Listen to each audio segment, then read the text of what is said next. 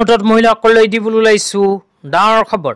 তো যিসকল মহিলাই ভিডিঅ'টোত ক্লিক কৰিছে অনুগ্ৰহ কৰি ভিডিঅ'টো স্কিপ নকৰি প্ৰথমৰ পৰা শেষলৈ চাই থাকিব, কিয়নো অসম চৰকাৰৰ ফালৰ পৰা ইতিমধ্যে মহিলাসকললৈ কেইখনমান গুৰুত্বপূৰ্ণ আপডেট প্ৰদান কৰা হৈছে।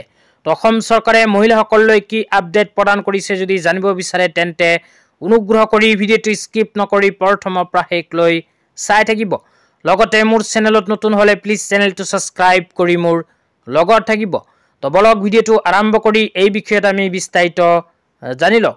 তো আপোনালোকে মোবাইল স্ক্ৰীনত চাব পাৰিছে চৰকাৰৰ ফালৰ পৰা এনেকৈ এখন আপডেট প্ৰদান কৰিছে। তো ইয়াতে লিখা আছে নাৰী শক্তিলৈ বিত্তীয় সকাহ।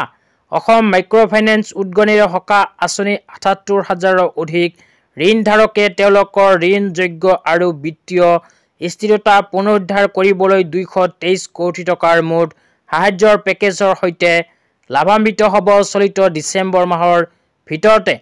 ২ নম্বৰত কৈছে শিক্ষাগত উৎকৰ্ষ সন্মান। বিভিন্ন আঁচনিৰ অধীনত হাইস্কুল শিক্ষান্ত পৰীক্ষাত ২৬,৯৬৯ গৰাকী সফল শিক্ষাৰ্থীলৈ নগদ পুৰস্কাৰ বিতৰণ।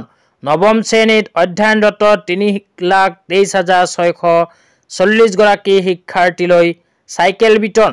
উচ্চতৰ মাধ্যমিকত উত্তীৰ্ণ সফলযোগ্য বিবেচিত শিক্ষাৰ্থীক ৪৮,৬৭৩খন স্কুটাৰ বিতৰণ। ইয়াৰ লগতে কোৱা হৈছে দুৰ্যোগ প্ৰভাৱীসকললৈ সাহায্য।